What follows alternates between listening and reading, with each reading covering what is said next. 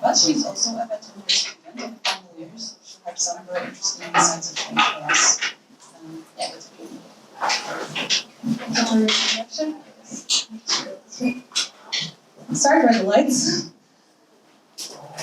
So, thanks for joining me here today. I'm really excited to talk to you about this because I'm not sure, but I believe that no one has talked about this before. And we kind of don't really know about vets or vet students within the animal rights movement. So, I'm pretty excited to share my thoughts on this. So, I'd like to start with a story. I went to Berlin in 2016 just because I really liked the city, but also because I read about a conference that happened there. And the conference was the Sentience Institute conference. And I thought, well, it makes sense for me to go there because, well, I'm vegetarian, and I guess that's connected to the animal rights movement, right? Well, I was totally wrong. I had no idea what I would have experienced there. And when I got there, I met a lot of people, but there was no one connected to the veterinary industry. And I saw a lot of people from the IT industry, I saw a lot of people from finance, marketing, but no researchers, and no one from my profession. I was in my second year back then, so I had no idea what it really is like to be a vet. And I was really surprised. So during the open mic session, I walked up to the microphone, and I asked, hey, is there anyone here from the veterinary profession? And there were 2 people who came up afterwards. And there were 200 people in the conference. And one of the people he was just a clinician working in Berlin, and he was there at the conference just for fun. Just thought, there's a conference on animal rights, I'm gonna go there. And then the other person was a lab animal researcher, but she didn't really do anything as an activist either. And I was shocked. And I thought, well, this is weird, because vets should be the best animal rights advocates available, right? Like, we know the most about animals. So I decided, well, I need to change this situation. I didn't really have any organizing issues back then. I had no idea how to start a movement. So I just started with lunch. And then when I came back to Poland, I joined Open Cages as a volunteer. I still had no skills whatsoever back then, but I decided I really want to make this change happen. So I started working towards the goal of changing the situation of vets and veterinary professionals in the animal rights movement. So I decided that, well, the easiest thing for me to do here is kind of to connect you guys with vets and vet students and talk about their education, because that's kind of the basis of what they do. So first we go through 6 years of university. We study about preclinical things, which is anatomy, physiology, genetics, a lot. And then we go into clinical, which is internal medicine and reproduction, so-and-so, cardiology. But then we also go through meat hygiene. And this is kind of a special thing for vets and vet students, because no other profession has kind of this broad spectrum of experiences we do. And this is also very important for working in the animal rights movement, because our knowledge connected to meat hygiene and food safety can be very significant for the movement, right? Like, this is actually the facts that we operate on pretty often. We also have courses in administration and legal issues, which are also pretty helpful in our animal rights movement. And then going on to career options. Isn't this really quiet? I feel like this is really quiet. Okay. We go on to career options, and most people go into clinical settings, which is a bummer, because you can't really be a good activist if you work 12-hour shifts. That's what most people do. Some people go into meat hygiene, which is also a bummer. And then some people go into infectious diseases, controlling outbreaks. Some people go into pharmaceutical companies because there's a lot of them in that. And then some people go into administration. But we don't really have the option to go into animal rights because we don't get to learn about it. That school doesn't tell us that we can actually do it. So what are we in the animal rights movement missing out on if we don't hire veterinary professionals or vet students? We miss out on, obviously, expert knowledge. So this is something that is very specific to veterinary professionals. They have this broad spectrum of knowledge that I just told you about, but they can also make use of it. So for example, when I look at a research paper, I look at it differently than a lay person does, and I can interpret it differently. And this is very useful for our movement. For example, when we construct reports, so for example, As a volunteer in Open Cages, I did a report on, well, not myself, but I helped a lot in the report on broiler chickens, and I helped with the research part because I had the experience from my vet school. We have a bright mind, capable of learning a lot. Well, vet school takes 6 years, but then specializing is, again, it's 3 to 10 years, and then we learn all our life because medicine changes. And it's the same thing in the animal rights movement. We have to change our set of skills all the time. We're good at keeping to the facts. So I feel like this is a very important part. Because the truth is atrocious. We don't need to use pseudo-facts or pseudoscience to push our agenda in the animal rights movement. The truth is bad enough. So vet students, veterinary professionals, are very good at keeping you kind of at bay in terms of, going into the spectrum of white lies that we sometimes go into. We're used to long-term goals connected to our long education. And as the Bush always says, in the animal rights movement, we're in for a marathon. It's not a sprint. So we really need people who are used to working in terms of a very long-term goal here. We're hardworking, and we're reasonable with our emotions. So this is also very important.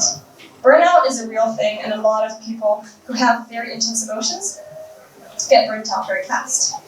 And I feel like a lot of people in the veterinary profession can control their emotions enough to be actually good animal rights activists. It is harsh, but we have to control ourselves to be good activists. And then, kind of the most important thing is strong and established personal ethics. This is something that you can, vet students and professionals kind of create during their education. It's impossible to go through vet school without kind of creating a stance of different things. And, most people have pretty strong opinions. It's in different ways. I have strong opinions, but there are people who love fur and also have strong opinions. And this is a very important thing that I'm going to talk about later. This is a graph of empathy levels. Depending on the year of study, you probably can't see it well, so I'm going to describe it. So this here, cool pointer. This is the first preclinical year. The gray is it's females, sorry. The gray is females and the white is males. So as you can see, females have higher levels of empathy than males in all of these years, but the levels of empathy significantly decrease throughout the years for males, and they're kind of the same for females. So, this is research, so I'm not going to debate with it, but I can say from my personal experience that unfortunately these levels change within females as well. They're lower at the end of veterinary school. It's the same thing for medical students as well. They get significantly lower. It is normal. It's a process of heartbreak. We can't be too emotional with our patients because we're never going to be able to make hard decisions. Because it's very hard to feel everything our patients feel. But this is also connected to controlling our emotions. So this process is natural, but it's also very degrading to us. And it's also important for our ethics later. What influences these changes in empathy levels and also personal ethics? Well, most students start vet school at a very young age. They're just 18 to 20 years old, mostly. It's different in the US. They're often even in their 30s. But in Europe, it's mostly very young people. So it's easy to influence these young people. Then many have a background in veterinary medicine already. If they're from rural backgrounds, they have even lower levels of empathy because they're just used to production animals all around them all the time. And then animal welfare is taught during the first years of vet school, often as a kind of separate course. It's not incorporated in the curriculum throughout the years. And this really is terrible because I'll tell you a story from my vet school. So I did this course, I actually didn't do it, but it was in my second year of vet school. It was at 8 a.m. on Mondays, and it was a lecture that you actually didn't have to go to, so it wasn't mandatory. So I didn't go to these lectures because I knew that I can just go to the exam and pass it easily because it's animal welfare, it's basics. And I actually didn't go to the exam either. I guess I went to my holidays earlier. But I emailed my professor saying, hey, can I take this exam later? And he was, fine. When do you want to take it? I said, well, September's fine. And then I forgot about it completely. It was October, I started my third year, and I was like, I should go to that exam. And I checked my grades, my online grades, and I got a 4 for not coming to the exam. I never took this course, I've never seen the professor, and I passed. So I wonder how many people actually did this way. And that was it. I had no more animal welfare courses in my vet school.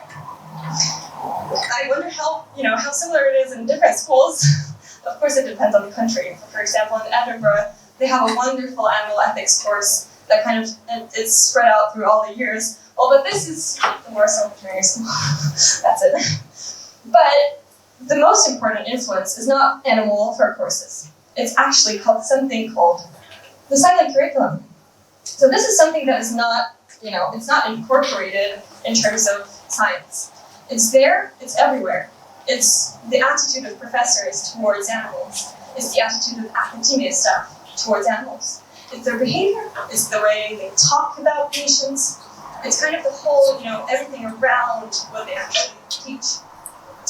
And the way they talk about animals is a very production type way of speaking about animals. So they don't talk about cows as individuals, they talk about them as products, right? So it's the same thing about pigs and chickens. But they talk about small animals, so dogs and cats, in terms of individuals. So they kind of imprint that thinking on veterinary students. And this goes on from the first year to the last year. It just gets worse from year to year. And it's really hard to be aware that that's there, because most students don't give it a second thought. This is just how it is. This is the status quo. But how do students react to it? So most of them uphold the status quo because it's easier. It's easier to just do the same thing as your professors do. So I can give you an example. We had this trip to a slaughterhouse just to kind of practice our rectal exams on cows, and it was just a one-time trip for everyone, for all the students in my year. And I thought it was terrible because first thing, it was illegal, and second thing, it was just inhumane. Doing rectals on cows that are supposed to be slaughtered an hour later. It's illegal because cows are supposed to get some rest before slaughter, and not rectal palpations. But it's also inhumane from just, if you think about it, it is cruel and it's inhumane. And I posted, it wasn't even an angry post, it was just a regular post on our private Facebook group, just for students from my year. And I asked them, hey, do you really think we should be doing this? Like, is this really necessary? And there was an outpour of students saying, you are trying to block our education. This is necessary for my career to, go forward. I'm not going to learn rectal palpation otherwise, which is a lie because we have this during our courses, like our regular courses. And there was no one who, kind of positively reacted to this. So there was no pressure from the outside. Our professors aren't in this group. So there was really no reason for people not to speak their mind. But, well, peer pressure is there. I got 2 private messages saying that I'm right, that they were private. And yeah, that's that. That's what students think. But then, that's the majority. That was the bad part. And now I have a good part. There's the minority, who seek alternatives to the status quo.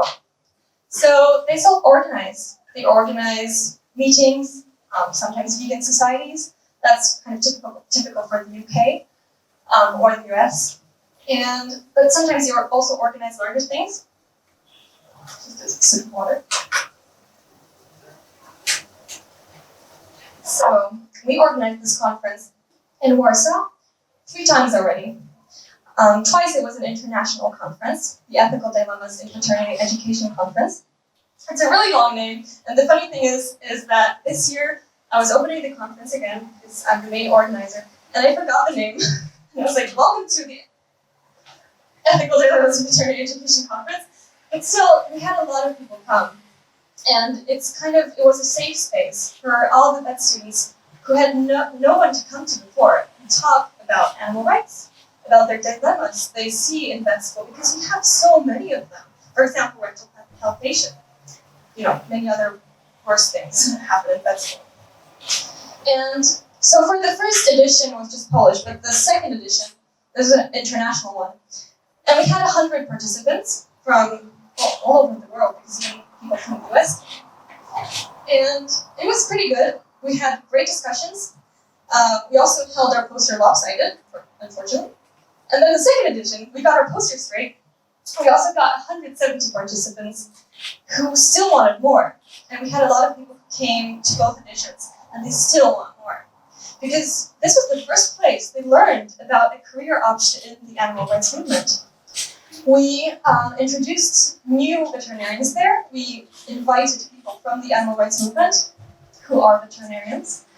And we kind of familiarized them with the idea that they can actually work against the industry that they're being taught about. We don't get that option. You don't hear about animal rights activists in other ways than the eco-terrorists who open cages, literally. So after this conference, I thought, hey, I really want people to start networking with the animal rights movement because they're so valuable in terms of animal rights. So I did a survey on their attitudes of vet students and veterinarians, and I did the same thing in Polish down there. And I really want to show you guys the results. So, starting with the gender ratio, it's mostly females because that's kind of what reflects the veterinary profession right now. Mostly females working in the field, especially in small animals. That's actually 78%. I know you can't really see the percentage, but the blue is females and the red is like everyone else. And the yellow, which is actually a good thing because, as you can remember, females have pretty high empathy levels, so which is really good for the animal rights movement. And this is questions just for students. So where do you study and which year do you study in? So where you study, mostly Europe. And then the year of study, this is pretty important in terms of the empathy levels thing. Fortunately, it's people from all the years kind of divided equally, so we have a very representative survey. And then I asked them to write AR NGOs work. I asked, so upstairs it's vet students and downstairs it's vets. As you can see, vet students gave animal rights organizations kind of 3 to 4 out of 5 points. But vets had a kind of a worse idea about what we do. It's mostly 1s and 2s in terms of vets. And so I thought, well, okay, this is interesting because something happens between vet school and being a clinician or a veterinary profession. So I also asked them what criteria do they take into account when rating animal rights NGOs. And these are like the most common answers. So starting from financial transparency. This was pretty important for everyone. A lot of people wrote about it in terms of the positive message that they like animal rights NGOs that are very transparent in terms of finances. But most people said that they don't like that animal rights organizations aren't transparent. So now that I think of it, I think we have there's something wrong with us not being able to put out maybe our finances clearly enough, because a lot of these people think that, it's something wrong there. The money is going into some kind of weird places, and that's not true. So I guess we have to work on making our finances even more out there, more visible to the public. A lot of people talked about effective resource management, so not wasting our money in random places. A lot of people also put down use of facts, which is what I said before, good science, and not using pseudoscience in our campaigns. And then public visibility. I guess it's the same thing with working on kind of, putting us out there. And then I also asked them what would encourage them to work or volunteer for an animal rights NGO. So the first thing is short-term programs or weekend-only involvement so that it's easier to combine with my studies. Of course, that is one of the typical things that vet students need. It's not, being able only to work on weekdays, because that's not going to work for vet students. It's just programs that they can combine with what they do. So ideally, something that they can do, evenings or weekends. Also, possibility of gaining experience. So this is something I really love about open cages, because I learned so much as a volunteer. I learned how to fundraise. I learned how to organize events. I got to organize this huge gala thing. And I just learned so many skills that I wouldn't be able to learn in vet school. So I think it's great to offer these possibilities to vet students who wouldn't be able to learn all these things in their vet school. Financial transparency again. An AR NGO that bases their views on science again. And then stronger outreach to students. This is really important. I wonder if, well, I don't know if any one of you here hire vet students or have them as volunteers? No? See? Because we often don't do outreach to them, right? So I really feel like we should be doing this especially, so vet students know that they have an option, that they're invited to the movement, because they really are needed. So then I asked the question, would you like to work or volunteer for an AR NGO in the future? So this is what vets said. The red is nopety nope, and that is 76%.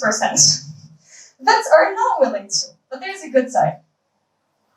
And this is the vet students. I divided international and Poland so you can see. The yellow and the blue is maybe and yes. So there's 85% of the international students, and then like 70% of Polish students want to, or maybe want to, volunteer or work for an AR NGO, which is wonderful.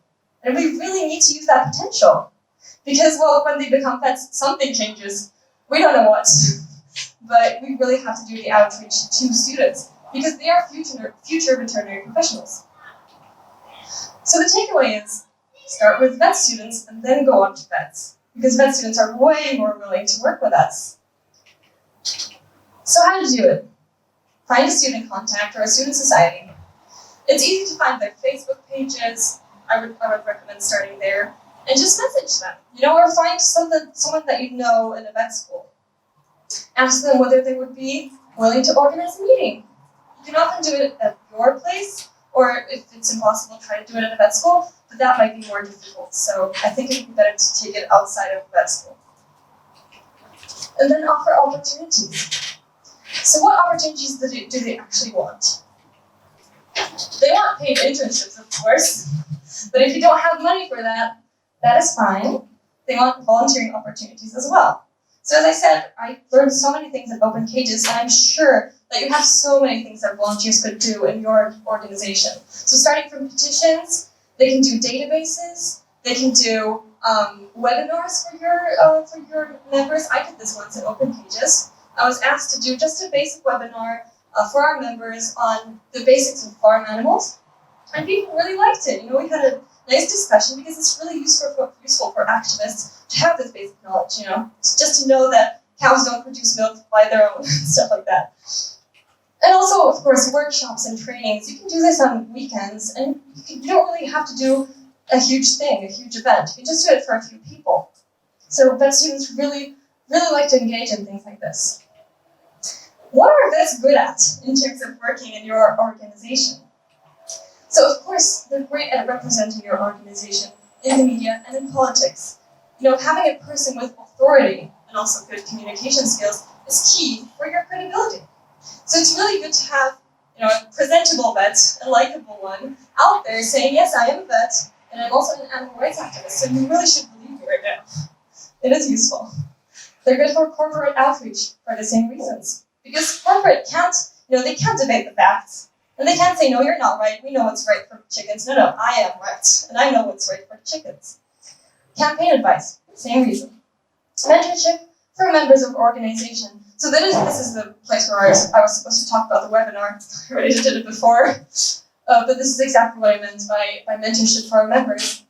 And then the most obvious thing, hands-on work doing rescues. So veterinary students, even students, can do hands-on work. They can go to rescue, and they can say, yes, this animal is emaciated, for example, and I do know it for a fact. Okay, so I know what a healthy cow looks like. I know what a cow looks like when it's milked, and I know what an emaciated cow looks like.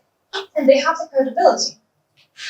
So they can also do all kinds of other things. So this is Ines Ajuda. I invited her to our conference this year, to the Administering conference I told you about before.